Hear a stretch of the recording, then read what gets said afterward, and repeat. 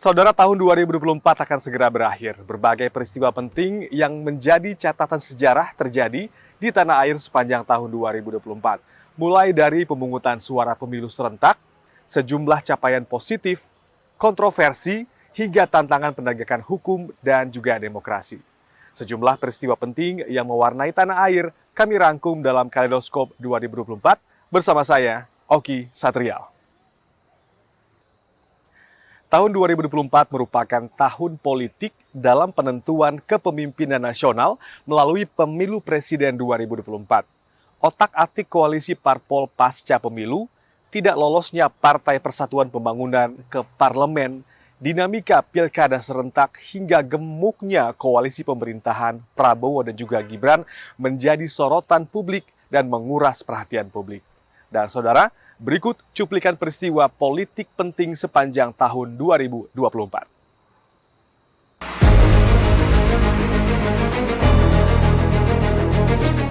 Tahun 2024 merupakan tahun politik bagi puluhan negara di dunia termasuk Indonesia. Lebih dari 60 negara tercatat menggelar pemilihan umum di tahun 2024. Indonesia menggelar 2 pesta demokrasi, pemilihan presiden, wakil presiden, dan anggota legislatif, serta pemilihan kepala daerah serentak. Bumi Merah Putih mengawali tahun 2024 dengan pemilihan presiden, wakil presiden, dan anggota legislatif yang berlangsung pada 14 Februari. Pemilu 2024 merupakan ke-13 yang diselenggarakan. Pemilu presiden dimenangkan oleh pasangan Prabowo Subianto dan Gibran Raka Buming Raka. Sementara, pemilihan anggota legislatif 2024 yang juga digelar 14 Februari memilih 575 anggota DPR, 136 anggota Dewan Perwakilan Daerah, serta anggota DPRD Provinsi maupun DPRD Kabupaten Kota se-Indonesia periode 2024-2029.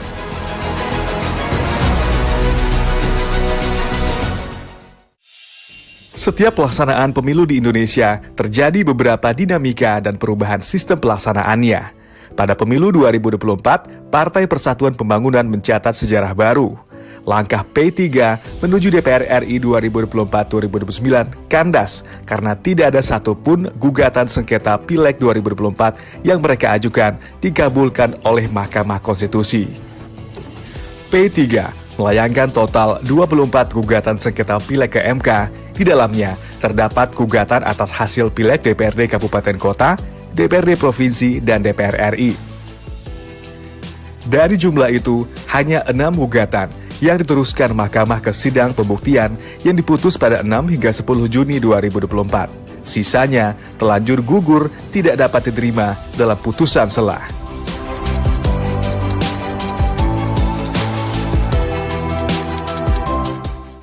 Dan terkait dengan ketidakmasuknya P3 ya dalam parlemen, ini satu hal yang sangat penting saya kira. P3 adalah salah satu partai yang lama ya, dia ada sejak zaman Orde Baru ya, bersama Golkar dan PDI.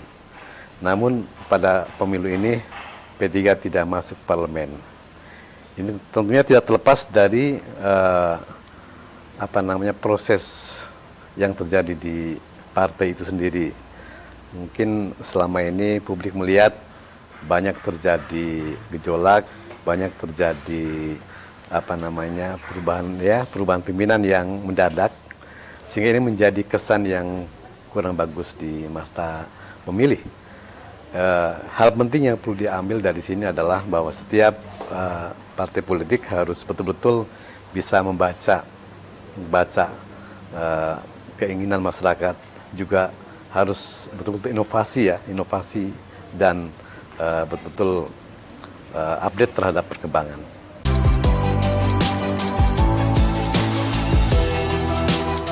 Koalisi Indonesia Maju Plus atau Bersama Indonesia Maju adalah gabungan partai politik yang terdiri atas 10 partai politik, 4 partai politik parlemen, yakni Partai Gerindra, Partai Golkar, Partai Amanat Nasional, Partai Demokrat, dan 4 partai non-parlemen yakni PBB, Partai Gelora Indonesia, PSI, Partai Garuda, 1 partai lokal yakni Partai Aceh, dan 1 partai non-partisipan pemilu 2024 yakni Prima.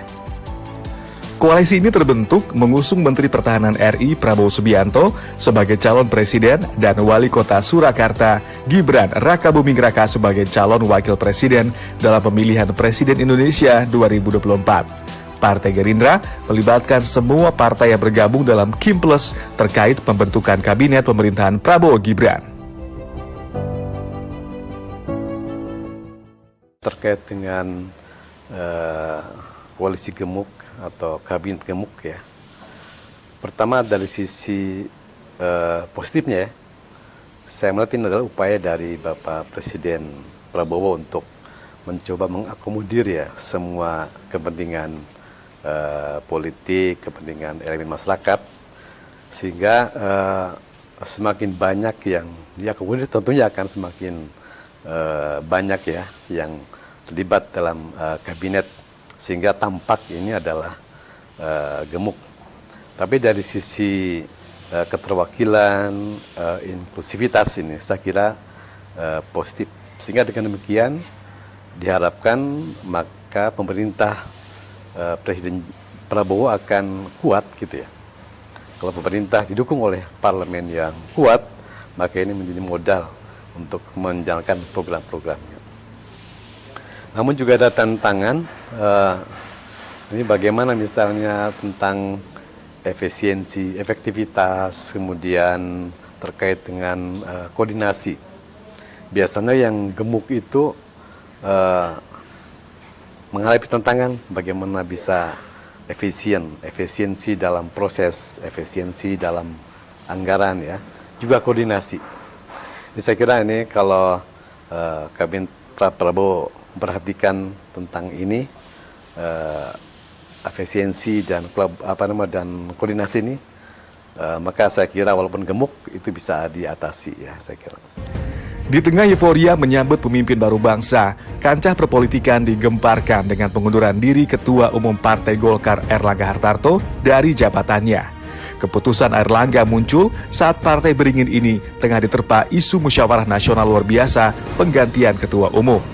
Erlangga menyatakan keputusan itu diambil demi memastikan stabilitas transisi pemerintahan baru. Surat pengunduran dirinya ditandatangani Erlangga pada 10 Agustus 2024 dan diumumkan secara resmi keesokan harinya.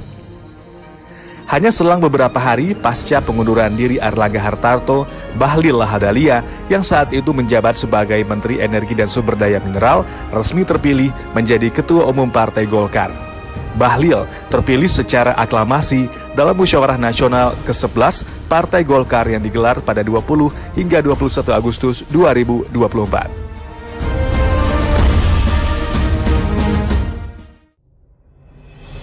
20 Oktober 2024 merupakan tanggal bersejarah bagi Indonesia. Presiden ke-8 Prabowo Subianto dan Wakil Presiden ke-14 Gibran Rakabuming Raka dilantik dalam sidang paripurna Majelis Permusyawaratan Rakyat dengan masa jabatan 2024 hingga 2029 di Gedung Nusantara MPR, DPR, DPD RI, Jakarta. Pelantikan berjalan hikmat dan penuh semangat kebangsaan saat pidato pertama Presiden Prabowo Subianto yang menyerukan kepemimpinan berani serta berpihak kepada rakyat. Malam harinya, Presiden Prabowo Subianto mengumumkan 48 nama menteri dan 5 pejabat yang tidak berada di bawah koordinasi oleh Kementerian Koordinator serta 59 wakil menteri yang akan membantu pemerintahannya. 21 Oktober 2024, Presiden Prabowo Subianto melantik para menteri dan wakil menteri di Istana Negara, Jakarta. Selang satu hari, 22 Oktober, Kepala Negara melantik penasihat, utusan, dan staf khusus Presiden yang diisi oleh sejumlah tokoh dari berbagai kalangan.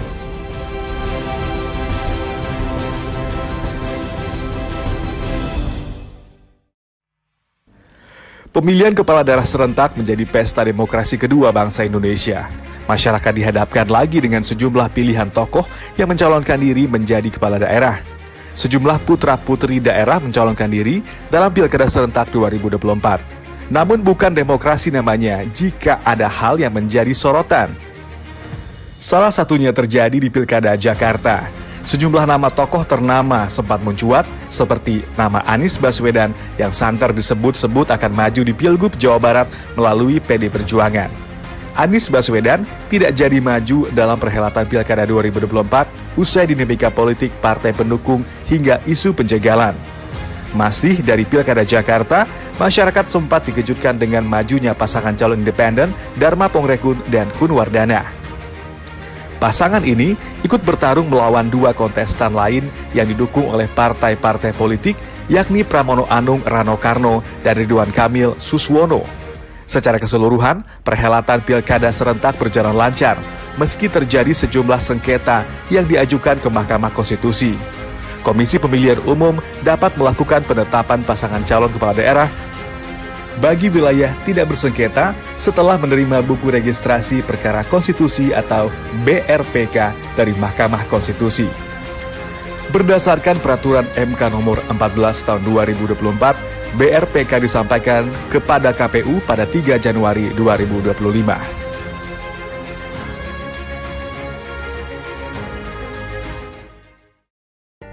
Di saat euforia Pilkada serentak mulai mereda, masyarakat kembali dikejutkan dengan informasi dari perpolitikan negara. Partai Demokrasi Indonesia Perjuangan memberhentikan keanggotaan Presiden ke-7 Joko Widodo, Wakil Presiden Gibran Rakabuming Raka, dan Gubernur terpilih Sumatera Utara Bobi Nasution pada 16 Desember 2024. Selain ketiga nama tokoh tersebut, PD Perjuangan juga memberhentikan 24 kader lainnya dari berbagai daerah. Sebagian besar kader PD Perjuangan yang dikeluarkan dari partai karena melanggar etik. Proyeksi politik tahun 2025 ke depan atau tahun depan adalah saya melihat bahwa dengan Pak Prabowo sudah membentuk koalisi besar ya yang meng-hire semua partai politik sebesar-besarnya, bahkan saya kira beliau mengajak juga ke PDI ya. Hanya mungkin PDI punya kepentingan lain ya sehingga tidak masuk ya. Saya secara pribadi melihat ini adalah satu kemauan ya dari Pak Prabowo untuk mencoba menyatukan masyarakat, termasuk menyatukan para tokoh politik ya, karena tadi dengan persatuan, kekuatan di parlemen, kekuatan di pemerintahan, maka akan semakin mantap, semakin lancar dalam menjalankan program-program dan kebijakannya itu.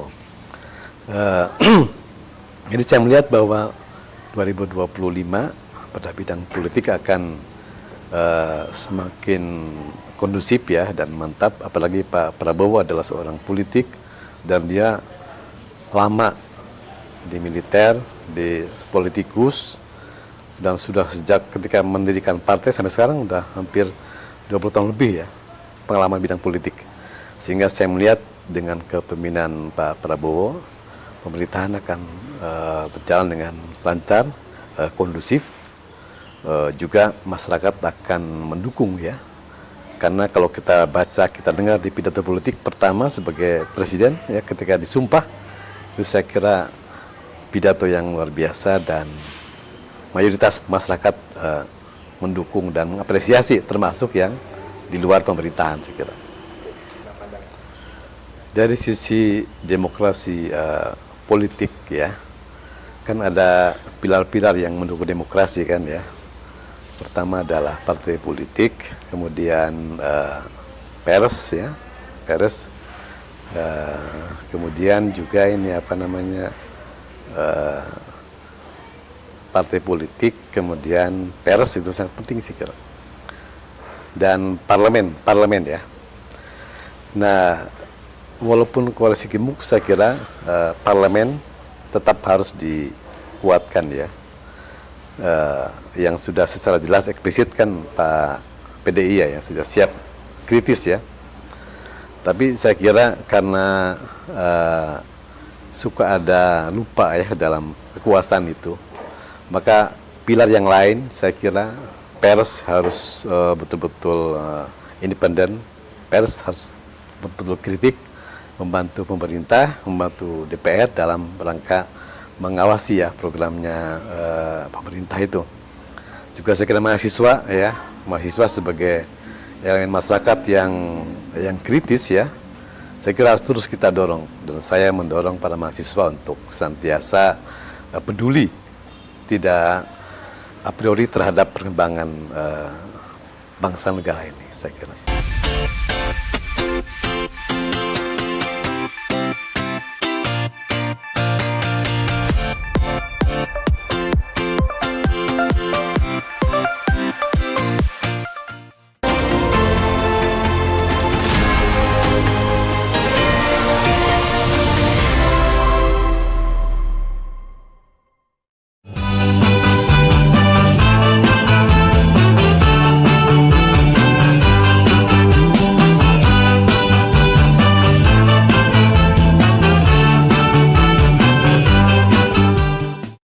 Kamu nggak bisa suka hati kamu dong. Mau saya pecat kamu? Pelangi dan Awan, kakak adik yang selalu bersama melewati berbagai rintangan. Ibu Yana, ini semua kesalahan ayahmu yang seenaknya sama ibu. Awan memimpikan bisa makan bersama keluarganya lagi. Keinginan itu menjadi misi penting bagi Pelangi. Kasih waktu. Kamu perempuan yang tidak bertanggung jawab. Ini semua bermula dari kamu. Aku nggak akan begini kalau tidak ada alasan yang jelas dari kamu. Dan kau bahkan sampai menikahi laki-laki itu. Perempuan macam apa kamu? Maaf, tidak cukup buat aku. Udah cukup. Ayah kasih nama aku Pelangi, artinya biar hidupnya penuh dengan warna. Jadi ini maksudnya ayah. Hanya untuk warna dalam hidup Awan. Dan peran ayah sekaligus ibu untuk hidup Awan. Dapatkah Pelangi mewujudkan impian Awan? Pelangi Merengkuh Awan, Selasa 31 Desember 2024, pukul 17 waktu Indonesia Barat. Gadis belia yang baru melek, jadi lihat karena ingin keren, dan dibilang trendy.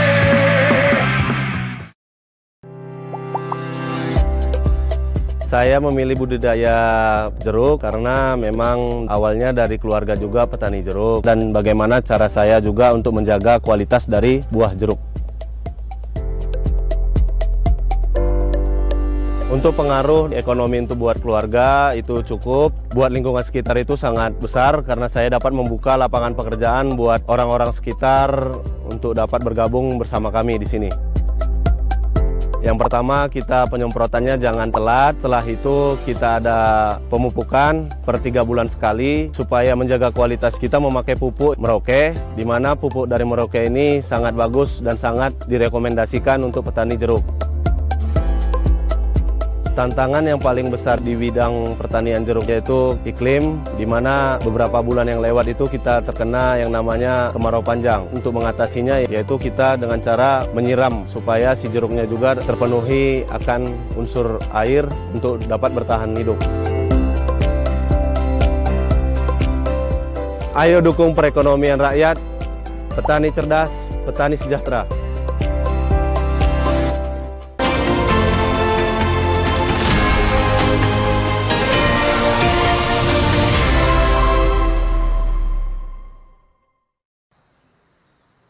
Isu hukum dan keamanan menjadi persoalan yang mendapat sorotan utama di dalam negeri. Mulai dari terbongkarnya kasus korupsi timah dengan nilai fantastis mencapai 271 triliun rupiah, kasus gratifikasi pejabat MA yang terungkap dengan ditemukannya uang triliunan rupiah di rumahnya, hingga penyelesaian kasus hukum mantan Ketua KPK Firly Bahuri yang hingga kini masih belum ditahan dan menjadi ironi pedagangan hukum di tanah air. Dan berikut rangkuman peristiwa hukum dan keamanan sepanjang tahun 2024. Pasca ditetapkan sebagai tersangka dugaan pemerasan kepada mantan Menteri Pertanian Syahrul Yassin Limpo (SYL), mantan Ketua KPK Firly Bahuri menjalani pemeriksaan di Bareskrim Polri untuk keempat kalinya. Namun Firly Bahuri mengaku tidak pernah melakukan pemerasan terhadap SYL, bahkan menyebut penyidik melakukan fitnah karena tidak memiliki bukti untuk menjeratnya dalam kasus ini. Kejaksaan Agung RI menetapkan suami dari Sandra Dewi, Harvey Muiz, dalam kasus dugaan korupsi pertambangan timah. Sebelumnya, Kejagung juga menetapkan Crazy Rich Pantai Indah Kapuk Peak Helena Lim sebagai tersangka dalam kasus yang sama. Ditetapkannya Harvey Muiz menjadi tersangka ke-16 dalam kasus yang diduga merugikan negara senilai 300 triliun rupiah yang ditimbulkan akibat kerusakan ekosistem dan penambangan. Senin 23 Desember 2024, suami Sandra Dewi Harvey Muiz menjalani sidang putusan atas kasus ini. Majelis hakim menjatuhi pidana 6 tahun 6 bulan penjara dengan denda 1 miliar rupiah, juga harus membayar uang pengganti 210 miliar rupiah. Putusan ini juga lebih ringan separuh dibanding tuntutan jaksa penuntut umum yang menuntut Harvey 12 tahun penjara.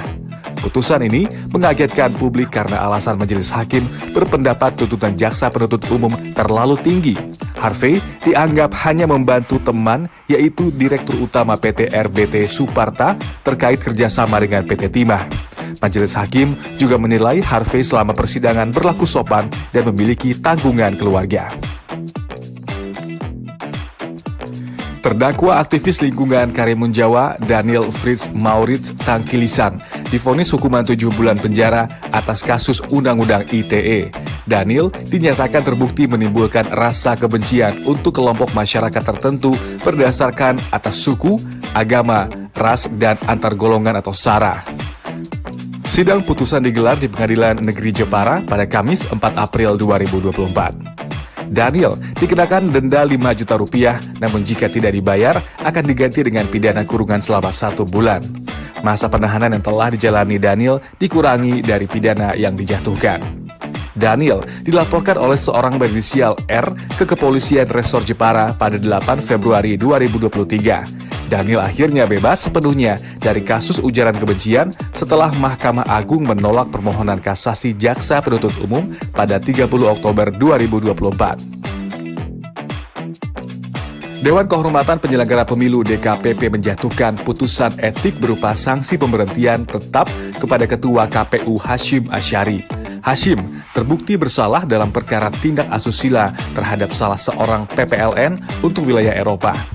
Ketua Majelis Sidang Hedi Lugito saat membacakan putusan di ruang sidang DKPP Jakarta Pusat pada Rabu 3 Juli 2024 menyatakan memutuskan mengabulkan pengaduan pengadu untuk seluruhnya, menjatuhkan sanksi pemberhentian tetap kepada teradu Hasyim Asyari selaku ketua merangkap anggota KPU terhitung sejak putusan dibacakan. Hasyim tidak menghadiri sidang putusan secara langsung, ia hadir secara daring melalui Zoom. Dalam putusan disebutkan Hasyim terbukti melakukan pemaksaan hubungan badan terhadap anggota PPLN Belanda wilayah Den Haag. DKPP mengatakan hubungan badan terjadi pada 3 Oktober 2023. Kejadian tindak asusila itu terjadi ketika DKPP menyelenggarakan bimbingan teknis atau BIMTEK di Den Haag. Menteri Perdagangan periode 2015-2016 Thomas Trikasih Lembong atau akrab disapa Tom Lembong ditetapkan sebagai tersangka oleh Kejagung pada 29 Oktober 2024 terkait pemberian izin impor gula. Tom Lembong dituduh telah merugikan negara hingga 400 miliar rupiah karena mengizinkan impor gula ketika stok gula di dalam negeri sedang surplus. Selain Tom, Kejagung menetapkan ex-direktur pengembangan bisnis PT Perusahaan Perdagangan Indonesia 2015-2016 Charles Sitorus sebagai tersangka dalam kasus ini. Pasca ditetapkan sebagai tersangka, Tom Lembong mengajukan gugatan pra-peradilan ke Pengadilan Negeri Jakarta Selatan. Hakim Pengadilan Negeri Jakarta Selatan Tumpanu Limarbun yang menangani pra-peradilan tersangka dugaan korupsi impor gula Thomas Lembong menolak gugatan pra-peradilan tersebut. Hakim menyampaikan Kejaksaan Agung sudah melakukan gelar perkara dan menemukan 2 alat bukti yang cukup untuk menaikkan status perkara Tom dari penyelidikan menjadi penyidikan. Hingga kini, 130 saksi telah diperiksa, namun berkas disebut Kejagung belum rampung. Di penghujung tahun, Komisi Pemberantasan Korupsi menetapkan Sekretaris Jenderal atau Sekjen Partai Demokrasi Indonesia Perjuangan, Hasto Kristianto sebagai tersangka kasus suap terhadap Komisioner Komisi Pemilihan Umum KPU Wahyu Setiawan. Ketua KPK Setio Budianto mengatakan penyidik Komisi Anti Rasuah memiliki bukti Hasto bersama orang kepercayaannya terlibat suap yang diberikan tersangka Harun Masiku kepada Wahyu Setiawan. Kejaksaan Tinggi atau Kejati Jawa Timur akhirnya menangkap Gregorius Ronald Tanur pada Minggu 27 Oktober 2024 setelah vonis bebas Ronald Tanur atas kasus penganiayaan Dini Sera Afrianti dianulir Mahkamah Agung. Kasus ini menyita perhatian publik karena vonis bebas Ronald. Padahal, bukti penganiayaan melalui rekaman CCTV jelas-jelas menjerat pelaku. Kasus ini kemudian diselidiki lebih lanjut dan kemudian menjerat Ibu Ronald Tanur, Meriska Wijaya. Ibunda Ronald Tanur ditetapkan sebagai tersangka kasus suap trio Hakim Pengadilan Negeri Surabaya. Ia ditetapkan tersangka usai diperiksa Kejagung. Kejaksaan Agung RI kemudian mengungkap fakta baru terkait kasus suap terhadap 3 hakim PN Surabaya yang dilakukan oleh Ronald Tanur. Kejagung RI menyebutkan uang suap kepada trio hakim senilai $140.000 Singapura diberikan oleh pengacara Ronald Tanur, Lisa Rahmat, di Bandara Ahmad Yani, Semarang. 3 hakim dan 1 pengacara kemudian ditetapkan sebagai tersangka. Selain itu, setelah penyelidikan lebih lanjut, Kejaksaan Agung juga menyita uang lebih dari Rp920 miliar dan emas antam seberat 51 kg ketika menangkap ZR, ex pejabat tinggi Mahkamah Agung, yang diduga menjadi perantara atau makelar kasasi kasus Ronald Tanur. Barang bukti uang tunai, penyidik menemukan $74,4 juta Singapura atau 1,8 juta dolar Amerika Serikat, 71.000 euro, $483.000 Hong Kong, dan 5,7 miliar rupiah ketika menggeledah kediaman ZR di Bilangan Senayan, Jakarta.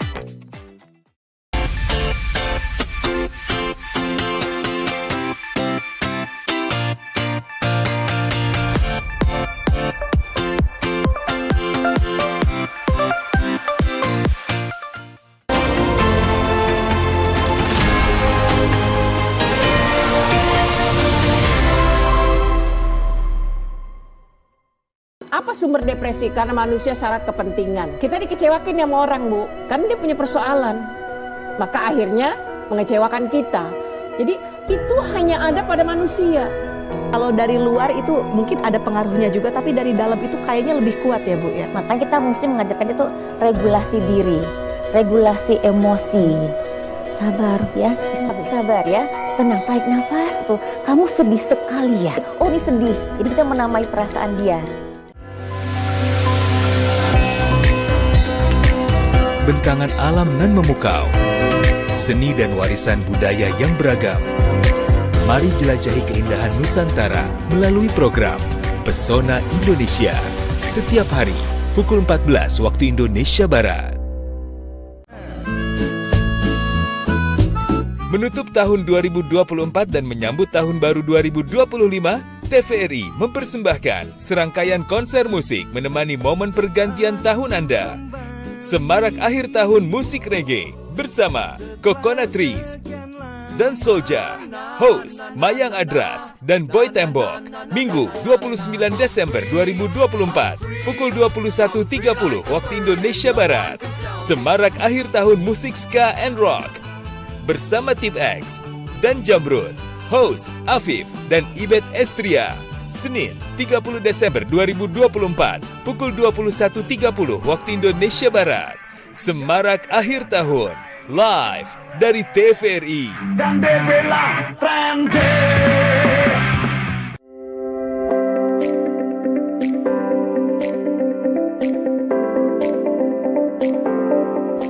Melihat anggur ini sangat prospek. Ternyata anggur itu bisa dibudidayakan di Indonesia, utamanya di dataran tinggi.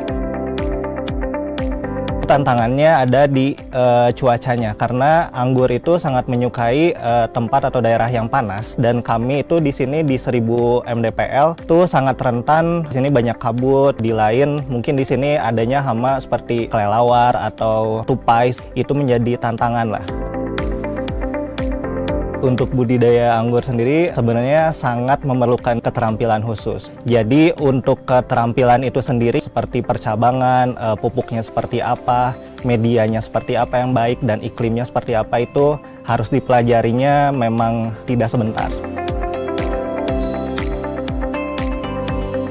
Dampak positifnya sangat banyak sekali untuk masyarakat sekitar. Ada beberapa pegawai juga warga asli dari Desa Pada Asih. Alhamdulillah dari berbudidaya anggur ini perekonomian keluarga semakin meningkat dan semakin sejahtera.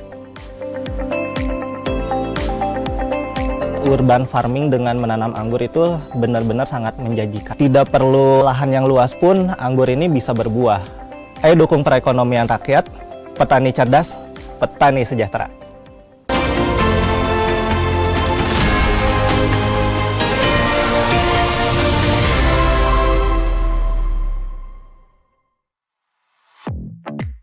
Direktorat Reserse Kriminal Umum Polda Metro Jaya telah menetapkan sebanyak 28 tersangka kasus website perjudian online yang melibatkan oknum di Kementerian Komunikasi dan Digital atau Komdigi. 24 tersangka memiliki peran masing-masing, yaitu 4 orang sebagai bandar, pemilik, pengelola website judi, 7 orang berperan sebagai agen pencari website judi online, 9 oknum pegawai Kementerian Komdigi berperan menelusuri website judi online dan melakukan pemblokiran. 2 orang berperan dalam melakukan tindak pidana pencucian uang atau TPPU. Buntut kasus ini, Menteri Koperasi Budi Aris Setiadi diperiksa Badan Reserse Kriminal Polri terkait kasus judi online. Oknum Kementerian Komunikasi dan Digital Komdigi yang semasa ia menjabat bernama Kominfo pada Kamis 19 Desember 2024. Pada 20 Desember 2024, Mabes Polri memeriksa 15 pegawai Komdigi termasuk Budi Ari. Ia dicecar dengan 18 pertanyaan. Menteri Luar Negeri Retno Marsudi menyampaikan pernyataan lisan atau oral statement Indonesia mengenai isu Palestina pasca konflik berkepanjangan dengan Israel di hadapan Mahkamah Internasional ICJ di Den Haag, Belanda pada 23 Februari 2024. Menlu Retno berbicara di hadapan ICJ dengan lantang memperjuangkan hidup rakyat Palestina. Pada 21 Mei 2024, Mahkamah Agung mengabulkan permohonan pra-peradilan Peggy Setiawan. Putusan tersebut menyatakan bahwa penetapan Peggy Setiawan sebagai tersangka tidak sah dan batal demi hukum.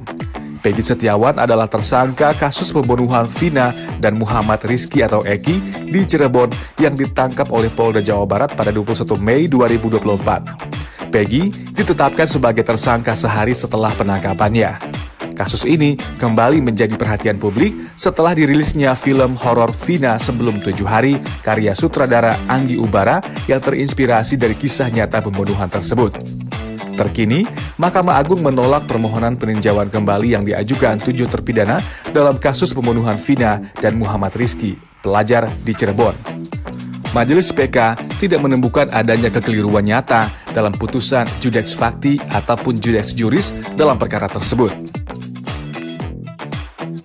Di bulan September, beberapa kasus kriminal menggemparkan, di antaranya kasus bocah tewas di Lakban, temuan 7 mayat di Kali Bekasi, dan pembunuhan penjual gorengan di Padang Pariaman, Sumatera Barat.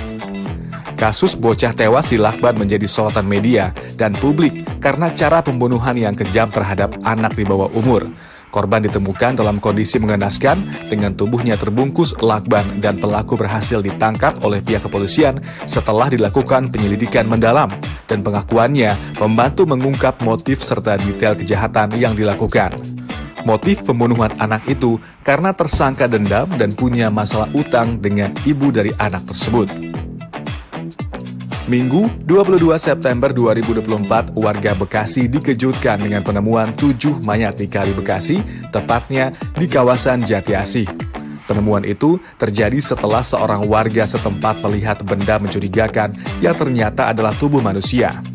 Setelah dilakukan pemeriksaan, polisi menemukan bahwa ketujuh korban berjenis kelamin laki-laki diduga berusia belasan tahun yang tenggelam, positif menggunakan narkoba dan hendak tawuran.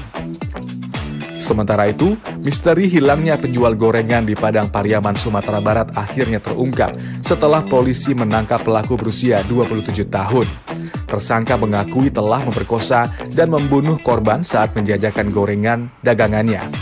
Hal ini diungkapkan saat interogasi di Mapolres Padang Pariaman.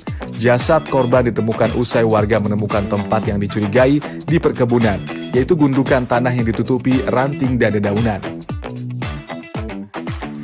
Mahkamah Konstitusi atau MK melalui putusannya mengejutkan banyak pihak karena mengubah ambang batas pencalonan calon kepala dan wakil kepala daerah di Pilkada serentak tahun 2024. Alhasil, Badan Legislasi atau Balik DPR, DPD, dan pemerintah sepakat mengadopsi putusan MK itu dalam rancangan Undang-Undang atau RUU tentang perubahan keempat atas Undang-Undang Nomor 1 Tahun 2015 tentang penetapan Perpu Nomor 1 Tahun 2014 tentang pemilihan gubernur, bupati, dan wali kota menjadi undang-undang. Atas hal ini, kemudian viral di media sosial dengan tagar peringatan darurat dengan lambang Garuda berwarna biru. Postingan itu muncul bertepatan dengan tingginya tensi politik di Indonesia. Sebabnya, secara kilat, Badan Legislasi DPR bersama pemerintah sepakat merevisi Undang-Undang Pilkada dengan mengadopsi aturan batas usia calon kepala daerah sesuai putusan MA nomor 23 tahun 2024 yang menyebutkan syarat minimal usia 30 tahun bagi calon gubernur dihitung sejak pelantikan, bukan saat penetapan paslon.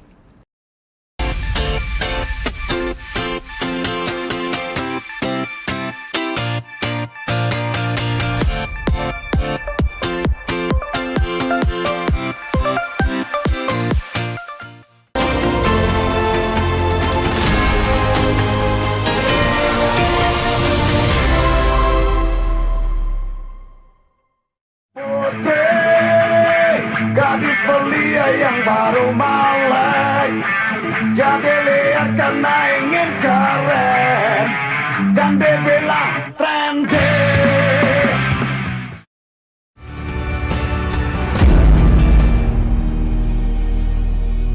Sosok-sosok inspiratif yang memberikan manfaat bagi masyarakat, serta mengangkat realita kehidupan yang terjadi dari berbagai penjuru tanah air. Kalian melihat hijau di mana-mana, krisis air itu nyata. Hal yang berkaitan dengan upaya reforestasi selalu kita gambarkan di mana-mana. Inspirasi Indonesia, setiap hari pukul 14.30 waktu Indonesia Barat. Fokus membangun di kampung saya.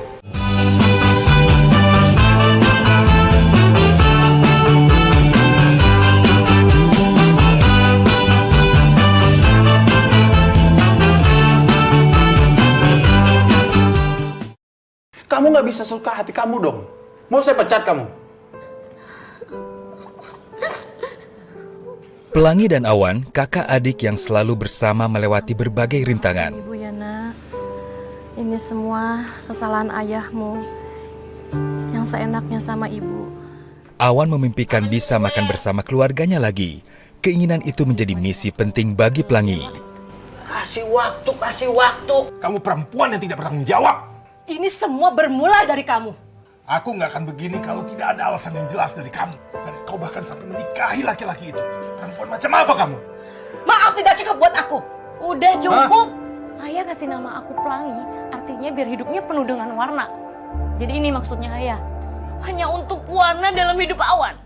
Dan peran ayah sekaligus ibu untuk hidup Awan. Dapatkah Pelangi mewujudkan impian Awan? Pelangi Merengkuh Awan, Selasa 31 Desember 2024, pukul 17 waktu Indonesia Barat.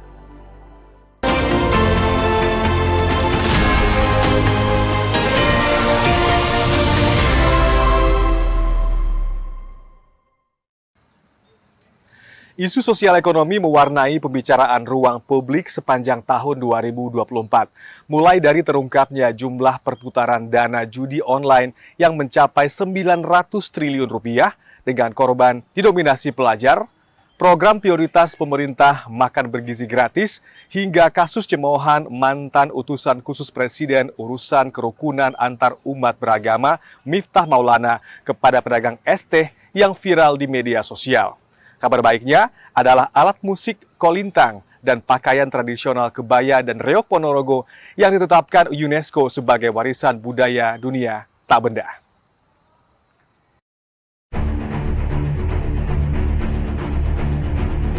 Tak bisa dipungkiri, di tahun 2024 ada satu topik pembahasan yang panas diperbincangkan oleh berbagai lapisan masyarakat, yakni mengenai bahaya jeratan judi online atau judi daring. Perputaran dana dan transaksi judi online di Indonesia bernilai 900 triliun rupiah. Dalam periode yang sama, pemerintah menyebutkan ada sebanyak 8,8 juta masyarakat Indonesia yang menjadi pemain judi online dengan mayoritas masuk golongan ekonomi menengah ke bawah, termasuk para pelajar dan mahasiswa. Di tahun 2024, setiap harinya pemerintah menutup akses setidaknya ke puluhan ribu situs website, platform media sosial, hingga konten-konten yang terindikasi judi online. Dalam data terbaru Kementerian Komunikasi dan Digital, Kemkomdigi, sejak 2017 hingga 17 Desember 2024, ada sebanyak 5,4 juta konten judi online yang telah diputus aksesnya oleh pemerintah. Pemerintah juga menggencarkan literasi digital kepada masyarakat agar terhindar dan mengenal bahaya judi online. Terbaru seperti langkah yang digerakkan oleh Menteri Komunikasi dan Digital Mutia Hafid dengan menggandeng para pemuka agama untuk menyosialisasikan bahaya judi online. Memasuki penanganan yang lebih serius, pada pertengahan 2024, pemerintah melihat judi online sebagai ancaman nasional, sehingga akhirnya Presiden ke-7 RI Joko Widodo memutuskan membentuk Satuan Tugas Penanganan Judi Daring. Salah satu kebijakan yang sangat tegas dalam penanganan judi online setelah Satgas Penanganan Perjudian Daring dibentuk ialah permintaan pemerintah kepada para penyelenggara telekomunikasi untuk menutup layanan gerbang akses internet atau Network Access Point (NAP) ke Kamboja dan Davao, Filipina. Bersama masalah bangsa yang kalau tidak diatasi, ini tidak hanya bagi pelajar terutama ya, tidak hanya mereka ada penurunan semangat belajar, tapi juga aspek dampak-dampak lain, misalnya bisa kriminal ya, bisa kesehatan dan yang lainnya. Saya kira yang pertama adalah saya kira edukasi ya. Jadi kita perlu mengedukasi para pelajar ya, para mahasiswa tentang dampak buruk dari perjudian itu. Tidak ada orang yang kaya karena judi, tidak ada. Mayoritas mereka adalah miskin dan bahkan menjadi pengutang begitu. Jadi ini perlu saya kira diberikan kesadaran yang masif ya kepada para mahasiswa dan pelajar. Yang berikutnya juga dari sisi kurikulum ya, mungkin kurikulum perlu lebih ditekankan pada bobot pembentukan etika karakter ya, bagaimana menciptakan atau membentuk karakter-karakter pelajar yang beriman, ya bertakwa, saya kira. Karena iman takwa itulah yang menjadi benteng seseorang, para pelajar untuk tidak terjerumus kepada perjudian, saya kira. Saya kira tugas ini guru agama berat, tugas guru-guru PKN juga berat, Pancasila ya. Maka saya kira perlu didukung oleh semua guru ini, oleh semua pendidik, bukan hanya tugas mereka. Kemudian juga adalah perlu dibenahi dan perlu ditingkatkan ya undang-undang, regulasi undang-undang. Bagaimana agar undang-undang yang ada sekarang ini dikaji, dianalisis sehingga potensi untuk terjadinya kembali ya penyebaran judi online, keterlibatan aparat pegawai ya dalam judi online ini supaya tidak terulang ini. Maka perlu dikaji peraturan yang lebih ketat, yang lebih jelas ya. Dan tentunya berikutnya adalah implementasi, saya kira ya. Implementasi dari kebijakan itu yang paling penting. Bagaimana kita bisa mengimplementasikan kebijakan tentang larangan judi ini ya oleh Kementerian Komdigi, kemudian para penegak hukum dan masyarakat, pemerintah gitu ya. Ini saya kira perlu bersama-sama dalam menangani masalah. Selain itu, edukasi bahaya judi online yang dilakukan pemerintah juga tak terhenti pada pembuatan kelas-kelas literasi digital di ruang komunal, tapi juga menyasar hingga ke setiap gawai yang dimiliki masyarakat. Setiap harinya, pemerintah telah menggandeng operator seluler yang beroperasi di Indonesia untuk mengirimkan SMS blast dengan pesan-pesan yang menjelaskan bahaya judi online.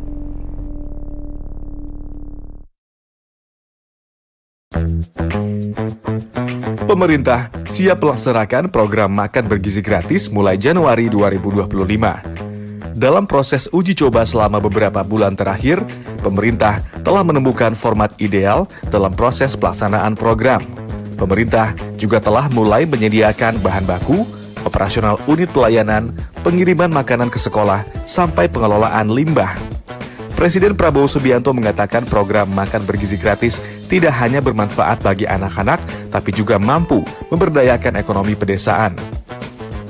Program makan bergizi gratis juga hal strategis dengan memberdayakan ekonomi pedesaan, kecamatan, kabupaten, dan provinsi. Presiden Prabowo mengatakan puluhan triliun akan beredar di daerah-daerah karena adanya program makan bergizi gratis. Ia memberikan contoh, dari semula 1 miliar, kini mencapai 8 miliar rupiah uang yang berputar di desa per tahunnya. Sebelum penerapan program ini, makan bergizi gratis telah diuji coba di berbagai daerah di Indonesia.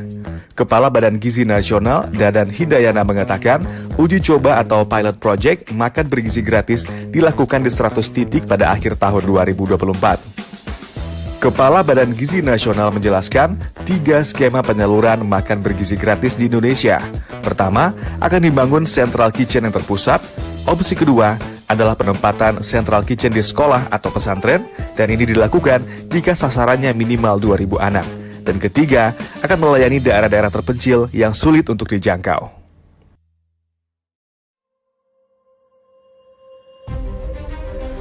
Swasembada pangan di Indonesia telah menjadi fokus utama pemerintah, dengan harapan agar negara mampu memenuhi kebutuhan pangan secara mandiri tanpa ketergantungan pada impor. Presiden dan Wakil Presiden periode 2024-2029 Prabowo Subianto dan Gibran Rakabuming Raka menuangkan komitmennya dalam Asta Cita yang salah satunya adalah memantapkan sistem pertahanan keamanan negara dan mendorong kemandirian bangsa melalui swasembada pangan, energi, air, ekonomi kreatif, ekonomi hijau, dan ekonomi biru. Pemerintah optimistis swasembada dapat tercapai dalam kurun waktu 4 hingga 5 tahun ke depan, meskipun terdapat banyak tantangan yang harus dihadapi. Pemerintah telah merencanakan berbagai program kebijakan untuk mendukung pencapaian swasembada pangan, di antaranya dengan melanjutkan program food estate di Papua dan penambahan lahan panen di luar Pulau Jawa. Kebijakan tersebut bertujuan untuk meningkatkan produksi komoditas strategis seperti padi, jagung, dan singkong. Program food estate ini merupakan kelanjutan dari upaya pemerintah sebelumnya, tetapi masih menghadapi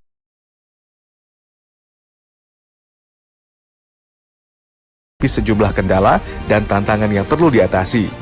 Pemerintah juga mendorong diversifikasi pangan, mengingat Indonesia kaya akan keragaman sumber daya pangan sehingga dapat mengurangi ketergantungan terhadap komoditas tertentu.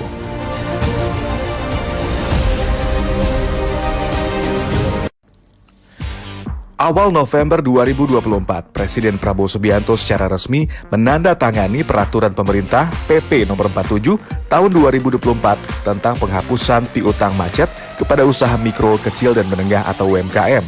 Kebijakan tersebut mencakup penghapusan tagihan piutang macet kepada UMKM di 3 bidang, yakni pertanian, perkebunan dan peternakan, perikanan serta kelautan, dan UMKM lainnya seperti mode busana, kuliner, industri kreatif, dan lainnya.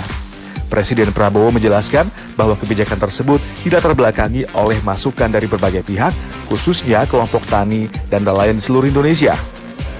Menurut Presiden, selama ini para pelaku UMKM menghadapi tantangan besar dalam mempertahankan keberlanjutan usaha mereka. Presiden Prabowo menekankan bahwa produsen di bidang pertanian, UMKM, dan nelayan merupakan penopang pangan bangsa yang sangat penting. Oleh karena itu, kebijakan ini diharapkan mampu memberikan dukungan bagi sektor-sektor yang berperan penting dalam ketahanan pangan dan perekonomian nasional. Sementara untuk teknis penghapusan utang, kebijakan ini hanya berlaku untuk beberapa kategori pinjaman. Di antaranya, pinjaman dengan jumlah maksimal 50 juta rupiah. Di akhir November 2024, Presiden Prabowo Subianto telah memutuskan menaikkan gaji guru, PNS, dan non-ASN atau honorer mulai tahun depan. Kabar baik ini disampaikan Presiden dalam puncak peringatan Hari Guru Nasional 2024. Selain guru, gaji PNS akan disesuaikan pada 2025 mendatang. Menteri Keuangan Sri Mulyani Indrawati mengungkapkan penyesuaian gaji abdi negara ini akan disampaikan Presiden terpilih Prabowo Subianto. Selain itu, akhir November 2024 terdapat kabar yang menggembirakan lainnya dari Istana.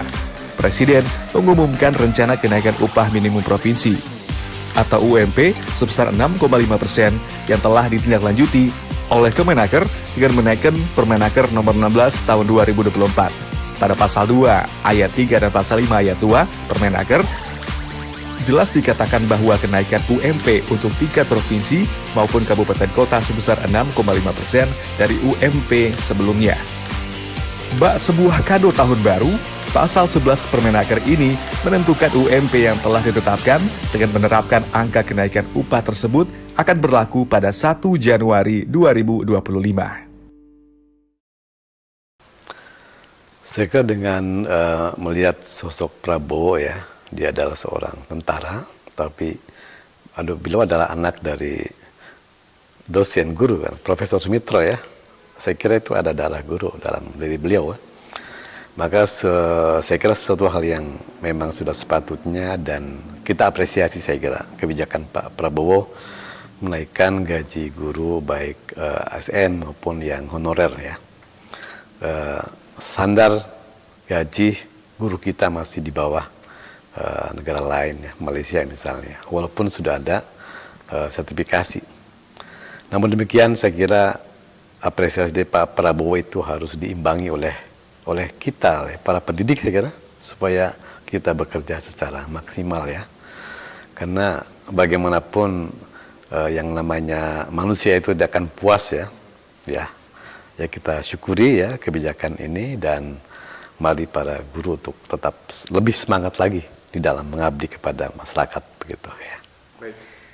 Di sisi lain ada kebijakan juga. Di awal Desember 2024, jagat media sosial hingga laman media konvensional dihebohkan dengan pemberitaan utusan khusus Presiden bidang kerukunan beragama Miftah Maulana alias Gus Miftah yang mengolok-olok pedagang es teh. Hal ini terjadi saat Miftah Maulana menghadiri tablik akbar di Magelang, Jawa Tengah. Kata tidak pantas itu diucapkan Miftah saat pedagang es keliling berdiri di tengah-tengah jamaah. Hal ini sontak menuai kecaman dan reaksi negatif dari warganet dan masyarakat secara luas. Berita ini tidak hanya hangat dibicarakan di dalam negeri, namun juga sempat dibahas oleh Perdana Menteri Malaysia Anwar Ibrahim.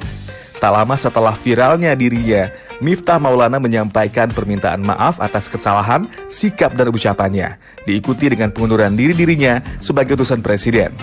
Banyak yang memuji langkah Miftah sebagai sikap seorang ksatria, namun banyak pula yang mencibir karena Miftah diketahui telah beberapa kali melakukan sikap tak terpuji terhadap beberapa orang sebelumnya.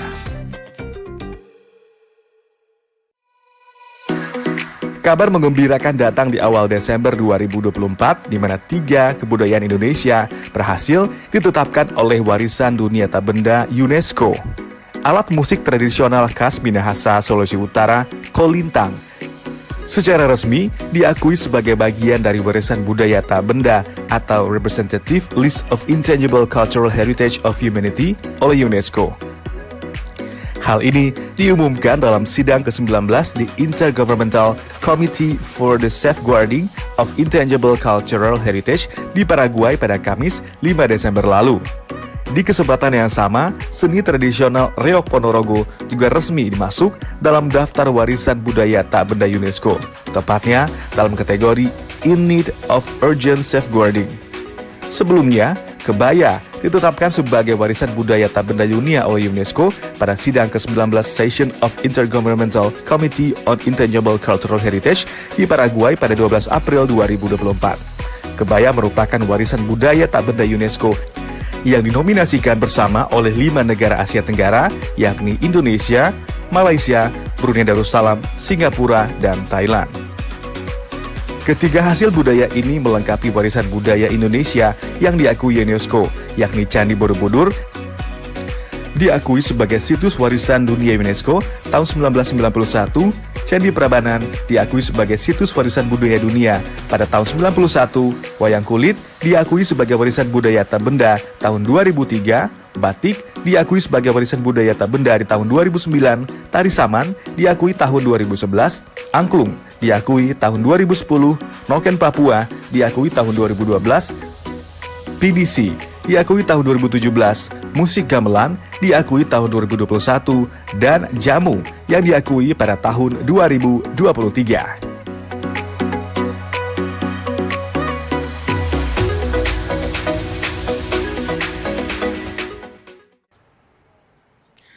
Berbagai peristiwa yang terjadi sepanjang tahun 2024 sejatinya menjadi pelajaran bagi kita semua untuk menyambut datangnya tahun baru 2025 dengan semangat yang baru. Dan demikian Kaleidoskop Dalam Negeri 2024. Saya Oki Satrial. Sampai jumpa.